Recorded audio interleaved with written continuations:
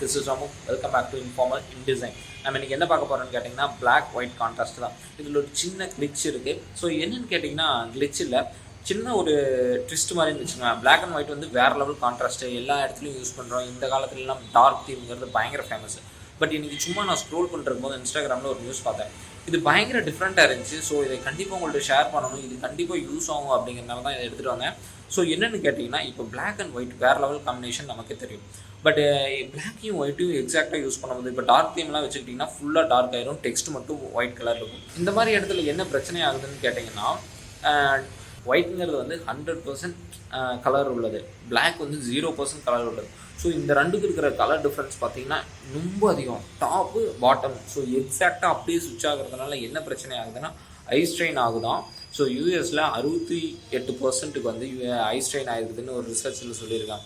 So இதை நம்ம UI developers, UX developers, UI designers, UX டிசைனர்ஸாக நம்ம இதை எப்படி சால்வ் பண்ணலாம் அப்படின்னு கேட்டிங்கன்னா, அதுக்கு ஒரு சொல்யூஷன் இருக்குது. என்னென்னு கேட்டிங்கன்னா, இப்போ பிளாக்னா எக்ஸாக்ட் பிளாக் 0000 யூஸ் பண்ணாமல் அட்லீஸ்ட் ஒரு 3333 அல்லது 303030 இந்த மாதிரி பிளாக் யூஸ் பண்ணிங்கன்னா பிளாக்லேருந்து கொஞ்சம் மைல்டு பிளாக், அந்த இடத்துல வந்து கொஞ்சம் கலர்ஸ் இருக்கும். எப்படி சொல்கிறதுனா கொஞ்சம் கலர்ஸ் இன்க்ரீஸ் ஆகும். ஒயிட்டில் வந்து எக்ஸாக்டாக எஃப்எஃப்எஃப்எஃப் அந்த இது யூஸ் பண்ணாமல் அதுலேயும் வந்து கொஞ்சம் ஒயிட்லேயே உள்ளே வந்தீங்கன்னா 3030 ஒயிட்லேயே இருக்கும்.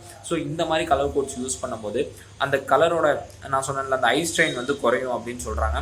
ஸோ இதை கண்டிப்பாக எல்லா யூஎக்ஸ் டிசைனர்ஸும் நோட் பண்ணி கொஞ்சம் இந்த இம்ப்ளிமெண்டேஷனை கொண்டு வந்தால் நல்லாயிருக்கும். ஏன்னா இந்த காலத்தில் டார்க் மோட் எல்லா இடத்துலையும் பயங்கர ஃபேமஸாக இருக்குது. எனக்குமே டார்க் மோட் பிடிக்கும், உங்களுக்கும் டார்க் மோட் பிடிச்சிருந்தா கீழே கமெண்ட் பண்ணிட்டு லைக் சப்ஸ்கிரைப் எல்லாம் பண்ணிங்க.